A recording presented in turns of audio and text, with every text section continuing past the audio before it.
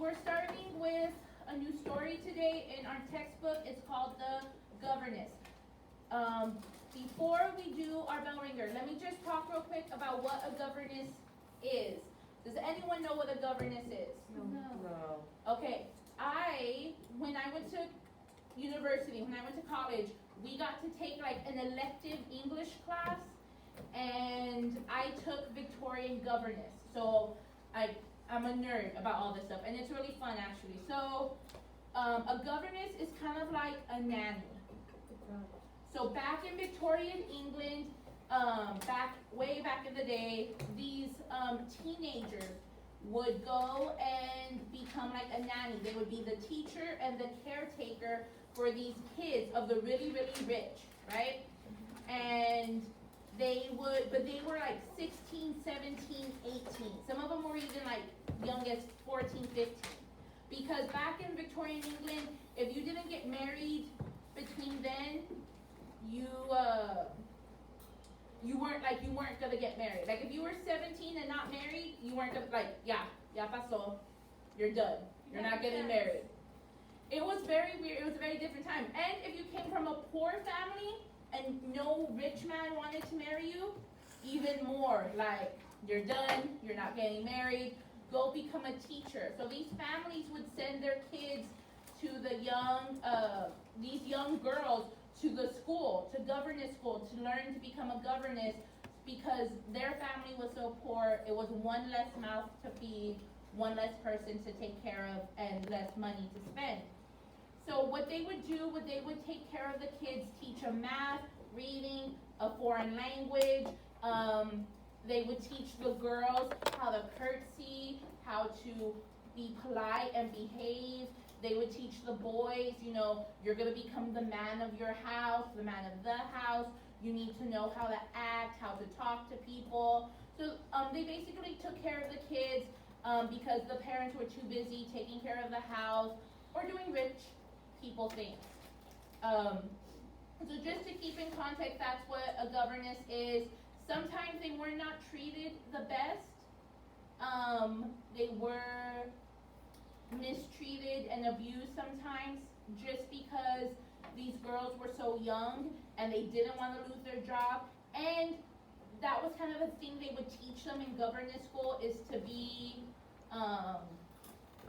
quiet. Like if someone's arguing with you, just to be, yes ma'am, yes ma'am, yes ma'am, and like not say anything, okay? So just that, so keep in mind as you're writing, as we're reading the story, that's the life of a governess. It's kind of like a babysitter, but more strict and has more responsibilities. And the governess, if I can say it, would live with the family. So she would wake up with the kids, put the kids to bed, and she had them all the hours in between. Okay. So, if you open your books to 147, we're going to do the quick start bell ringer. So, here we're just going to put quick start. That's a B. Quick start bell ringer. Make sure you put the date. If you lost the page or need to, no, not in the book. You're okay in the book. I'll show it on my book so you can see from up here. And we're going to do this quick start question. We have all been in situations where we had to stand up for ourselves. With a group, discuss what it means to stand up for yourself. But we're going to do it as a bell ringer. Write your answer first, and then we'll talk about it. Cool? I'm also going to write my response. I'm going to freeze it. Let me zoom it in. And I'm going to freeze it.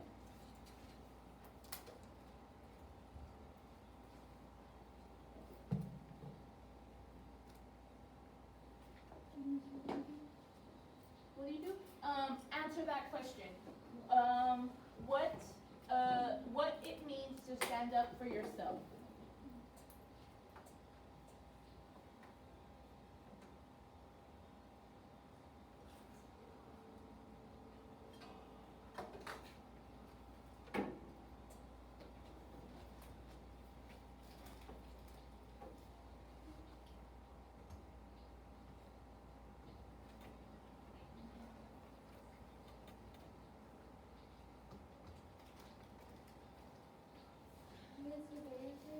Today is the second.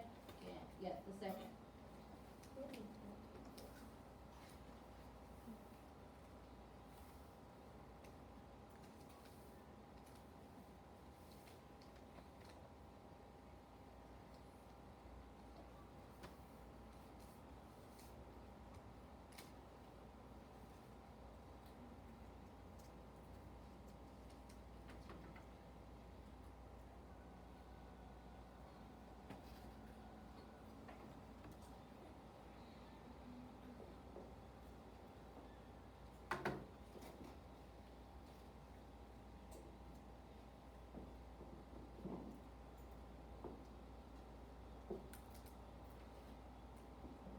I'll give you one more minute.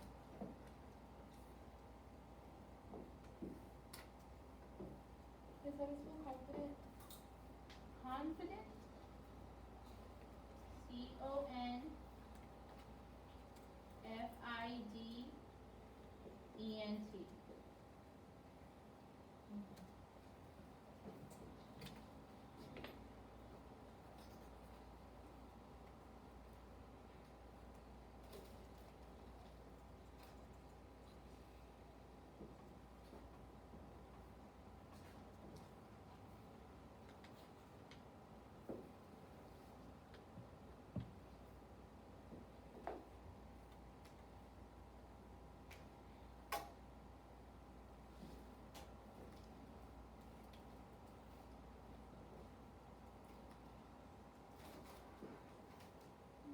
Okay, are we good? Do we need, anyone need more time?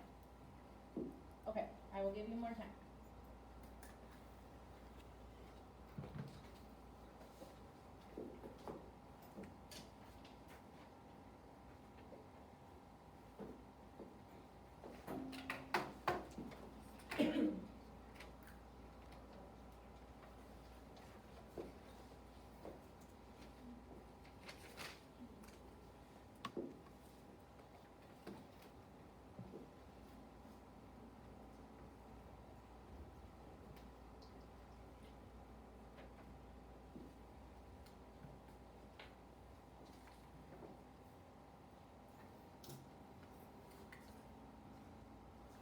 Okay, are we ready? Yes. Ready for these? All right. I will go first. I'll give you what I put first, and then we'll open the floor for discussion. So, what does it mean to stand up for yourself? So I put standing up for yourself is such a hard thing to do, but it means the world when you do it. It gives yourself a chance to let your voice be heard without feeling like you're doing something wrong. Sorry, I was trying to read and look at the same time. So, who wants to share theirs? You don't have to, but if you do, please do. Joshua.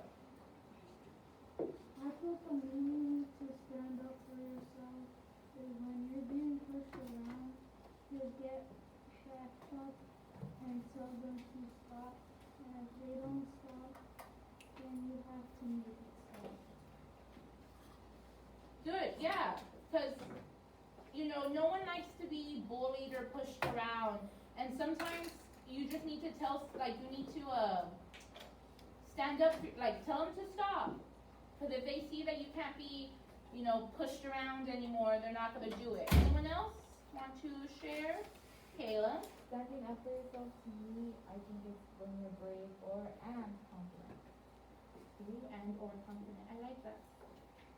It does take some kind of bravery to do it, right? Yeah.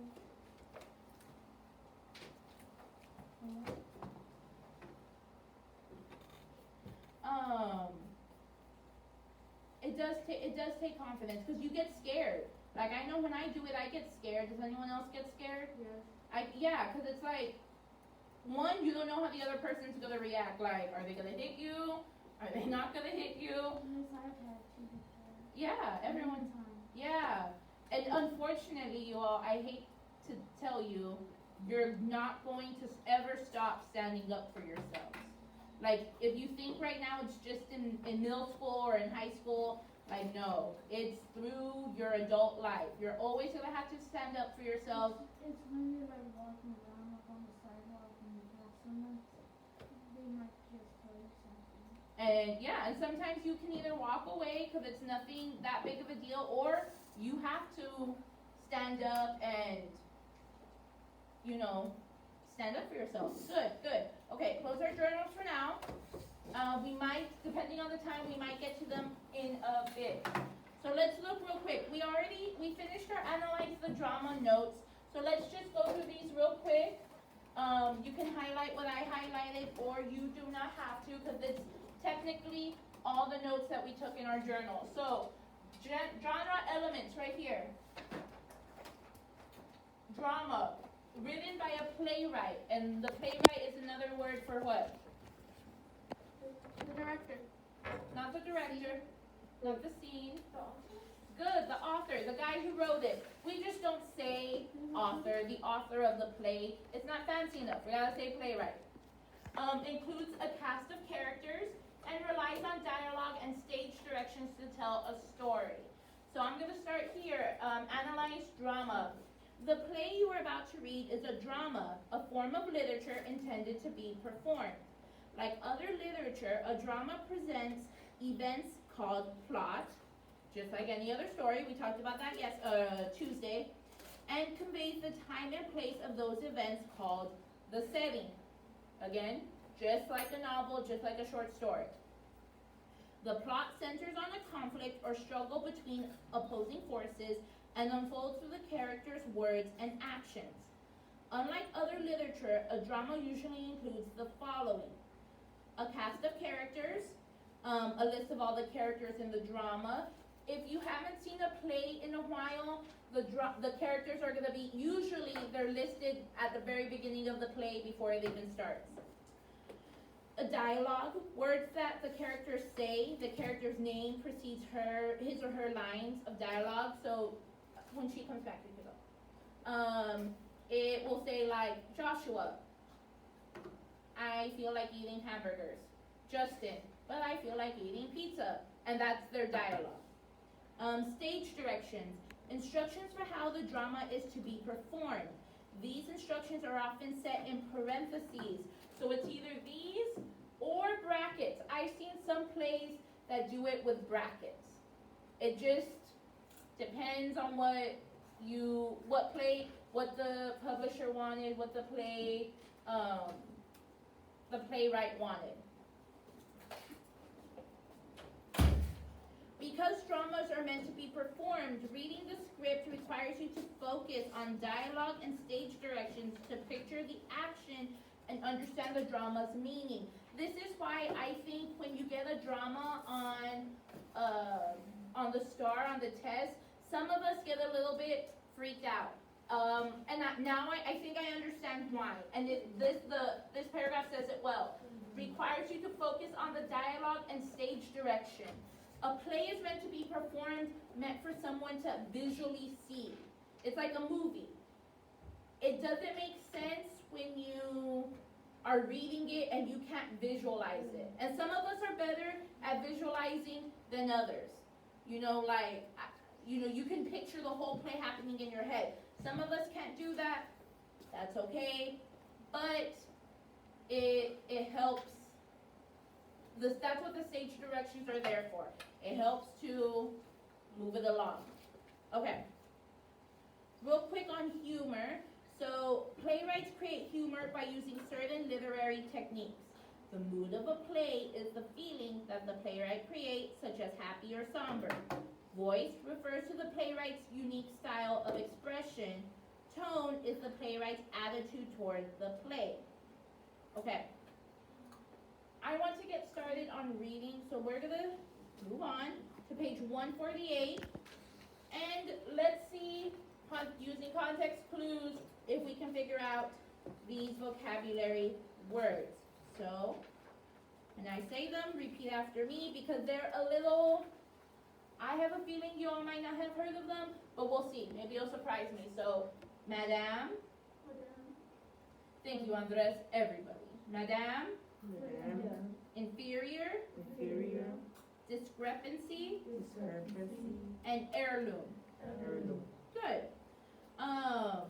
And someone pointed this out, and I'm glad they said it. anything special with heirloom? Like, let's say you didn't know what it meant, but you could figure it out. Can you tell me how you could figure it out? It's been a while since we've been over it. What? Context clues? Yes, you can use context clues, but there's something with the word. It's been a while. We did this right before Christmas, Thanksgiving break, so it's been a while, and you might not remember. It has to do with something about breaking up the word. Wait, what's the word again? Heirloom. Let's go pick again. 148. Syllable? No, that's not it. You separate the air and Yes, into what? the 2 words. I know, but what? Okay, so if you're gonna do that, and we put A line. air and then loom, what's this called? You're like you're the heir to the throne. Yes. Good. No. No, it's okay, it's okay. Root words. Latin prefixes. root words. Prefixes. Yes. Yes, okay. I feel like you all were getting there. Well, we would have gone in there. I know, I get you. So like, you said hair and then loom. I was like, wait. Oh, that was moon. I saw the smoke coming out of y'all's heads trying to think about it. I got you. So yes, heir. Like Justin said, heir to the throne. That means it's something that is what? Good job. I lost my stickers for the moment, but when I find them, remind me and you get a sticker. I really don't know where they are. I came back from Thanksgiving break and they were gone. Okay, so number 1, few trusted the young man because of the blank between what he said in public and what he said in private. Discrepancy, good. So number 1 is discrepancy. I'm writing it on a post-it because I still have one more block and I don't want to write in the book and them see my answers. Because then they don't. Give me 1 minute, you guys.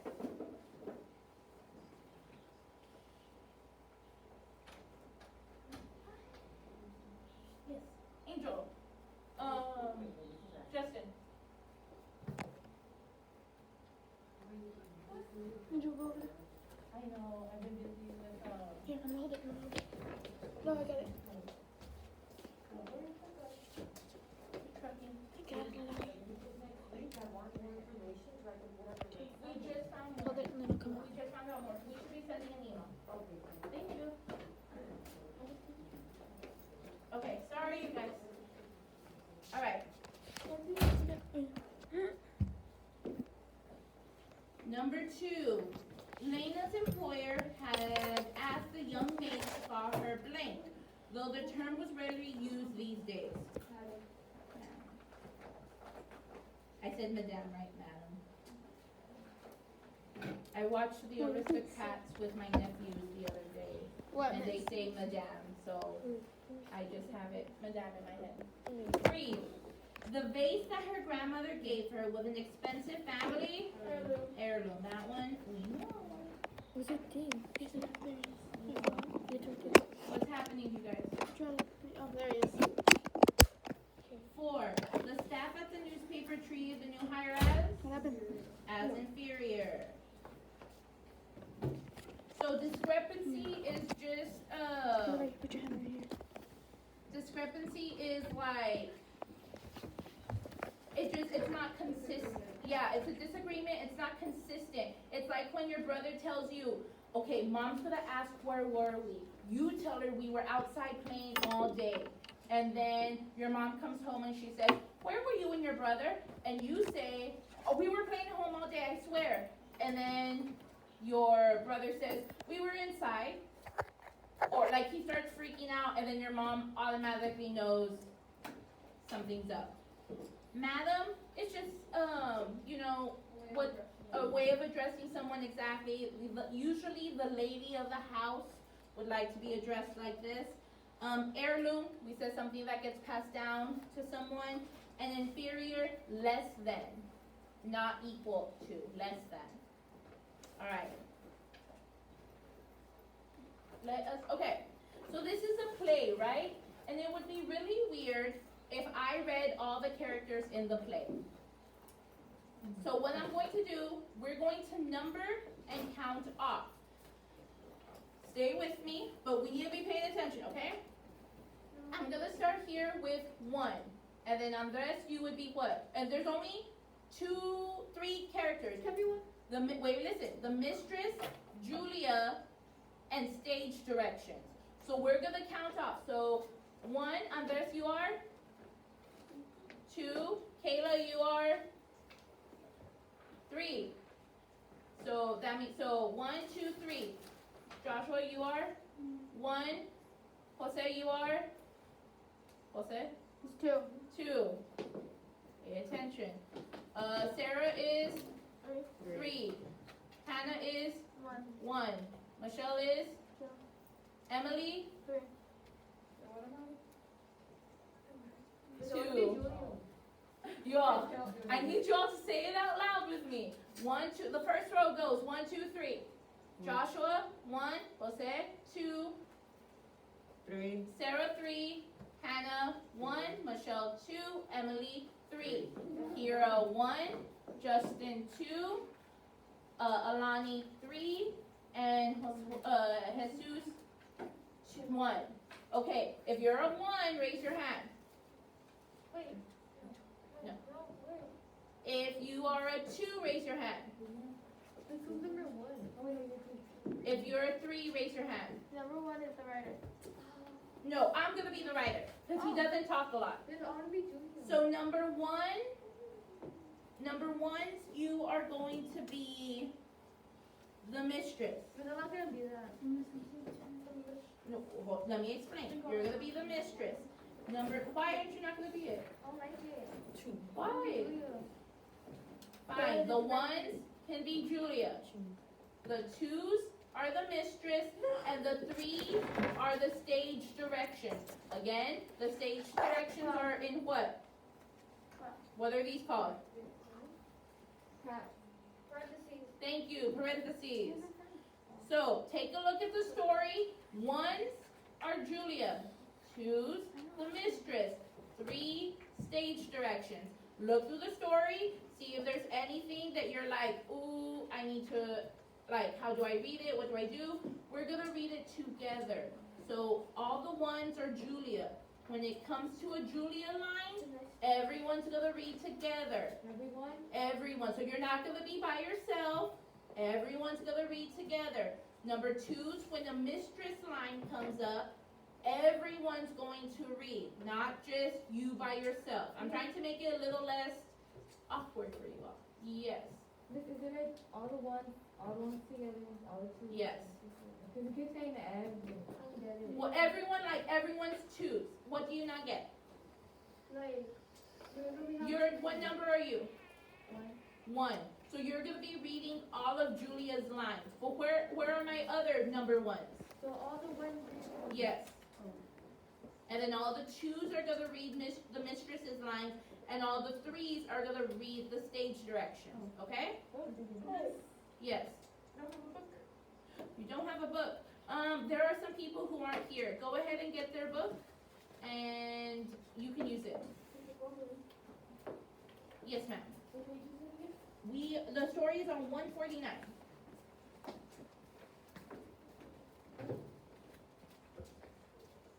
It's just grab anyone's. They're not here, so just grab. Oh, Emily, you too. We're working on getting more books, so just grab anyone's. Jose, do you not have a book? Okay, just go grab anybody's. Give what? No, that's Josue, but he can use Josue's for now.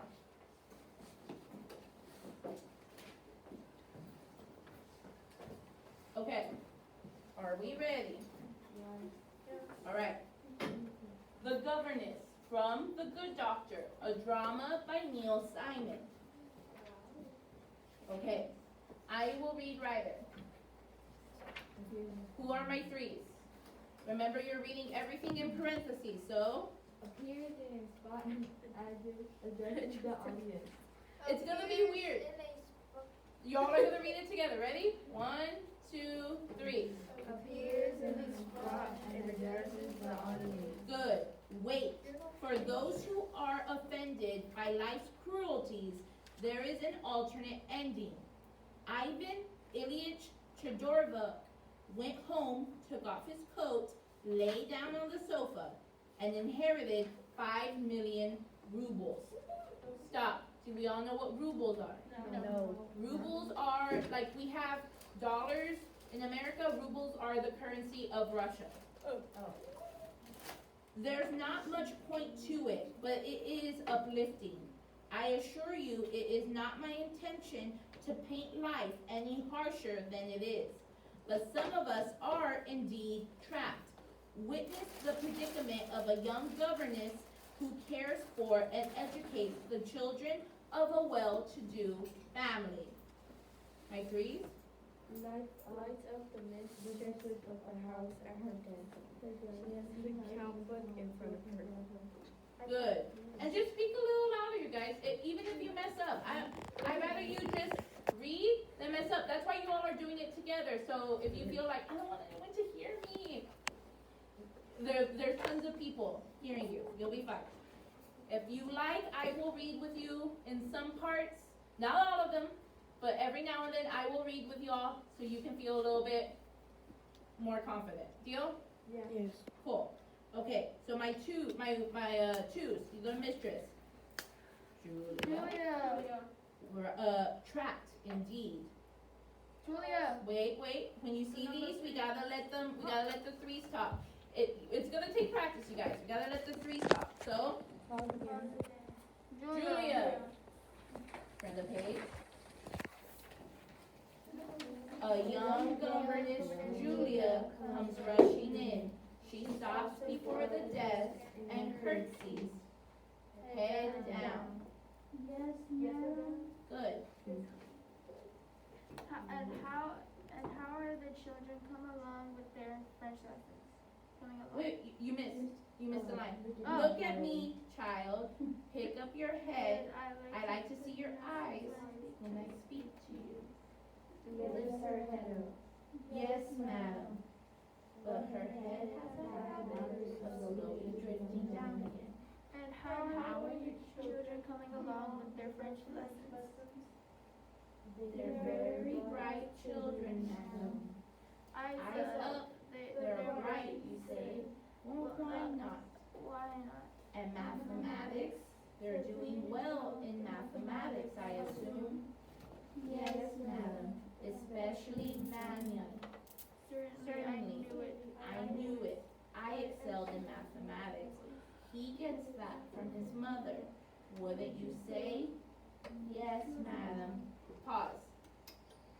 So you kind of see what I was talking about, how like the governesses just like, yes ma'am, yes.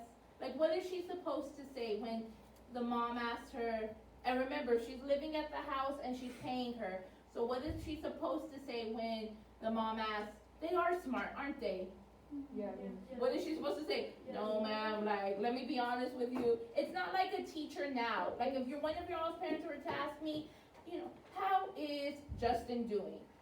I can't lie and be like, oh, well, Mrs. Guest, Justin is doing great. Like, I know it says he has a 40, you don't. But I know it says he has a 40 in the grade book, but he's just so bright. I can't do that. One, it's against the law. You're saying that? Really? And two, I as a teacher could not do that. But Justin's family is not paying me and feeding me to teach him.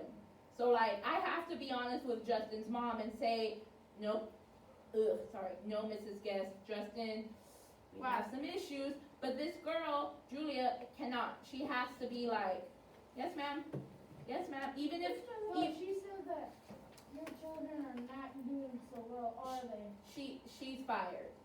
She's fired, and you know what else they would do back in the day? The ladies of the house would fire you and then write letters to all their friends and tell them, don't hire this governess.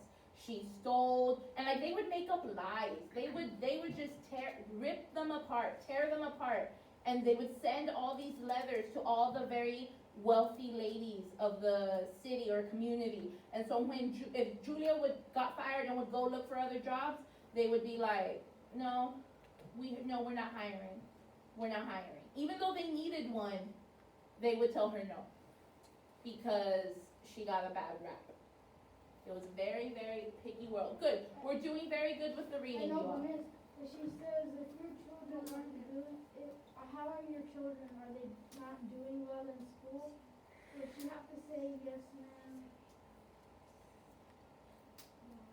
It was a very different time, you all. Very different time. And we are doing good with the reading, you all. Stay more confident. You all got this. I know you all are readers. We can read. All right. All right. Line 18. Julia. Julia. Yes. Are Julia's number ones? Yes, ma'am. Yes, ma'am. A quiet girl, aren't you? Okay, girl, Now aren't then. you? Now then. Line 17. Oh, we were at 17? Okay. Yeah. Head up. Head up. She She lifts her head. That's it. Don't be afraid. To look people in the eyes, my dear. If you think of yourself as inferior, that's exactly how people will treat you. Yes, ma'am. Yes, ma'am. Come on, you guys. Are we not paying attention? What's going on? We were doing fine before I stopped reading. Before we stopped. We forgot. So number ones are Julia's, twos are mistress, 3 is our stage directions. Cool? Yes. Okay, let's start at line 19, the mistress. A quiet girl, aren't you? Now then, let's settle our accounts. I imagine you must need money, although you never asked me for it. Let's see now. We agreed on 30 rubles a month, did we not? Surprise. 40. Mistress. No, 30. I made a note of it. Going to the book. I always pay my governess 30. Who told you 40? Julia, you did, ma'am. I spoke to no one else concerning money. Impossible. Maybe you thought you heard 40 when said I said 30. 30. If you kept Keep your your head head up, up. that would never happen. Look at me again and I'll say it clearly. 30 rubles a month. Good. Take your time. Some of you are trying to rush through this. It's no big deal. I don't want to be heard. But that's why I'm trying to read with you all. I know. But just take your time, you all. Paciencia. You're okay. Up top, Julia. If you say so, ma'am. Mistress. Settled. 30 a month it is. Now then, you've been here 2 months exactly. Julia. 2 months and 5 days. Mistress. No. Exactly 2 months. I made a note of it. You should keep books the way I do, so there wouldn't be these discrepancies. So, we have 2 months at 30 rubles a month. Comes to 60 rubles, correct? Julia? Wait, what does she do first? Curtsies. Yes, ma'am. Thank you, ma'am. Mistress, subtract 9 Sundays. We did agree to subtract Sundays, didn't we? No, ma'am. Ma'am. Eyes. Certainly we did. I've always subtracted Sundays. I didn't bother making a note of it because I always do it. Don't you recall when I said we will subtract Sundays? No, ma'am. No, ma'am. Think. She thinks. No, ma'am. No, ma'am. You weren't thinking. Your eyes were wandering. Look straight at my face and look hard. Do you remember now? No. Yes, ma'am. Yes, ma'am. I didn't hear you, Julia. Louder. Yes, ma'am. Good. I was sure you remember. Plus 3 holidays, correct? 2, ma'am. 2, ma'am. Christmas and New Year's. And your birthday, that's 3. I work on On my birthday, ma'am. You did? There was no need to. My governess Governesses never work on their birthdays. Okay, let's take a pause right here. So what's going on? What's happening? She's lying. She's arguing. Ooh, why do you think she's lying? Because before, when she said, do you remember? And she said no, because she was wondering, and then she said yes. So who do you think's lying? The mistress or Julia? The mistress. The mistress, right? Why do you think Julia? Because she's just having to lie because she's lying to the mistress. One, because she doesn't want to lose her job because she needs it, and another is because that's her job. To say yes. You are right. But maybe let's not say lying. Maybe she just to appease the mistress. You all know what that means? Yes. So like have you ever had someone where they're like, they just argue with you, and after a while you just go, yes, you're right. Yes, you're right. Just to get them to either be quiet, leave you alone, or not talk to you. We've all done that, right? Yes. Okay, Angel, go ahead and stop it.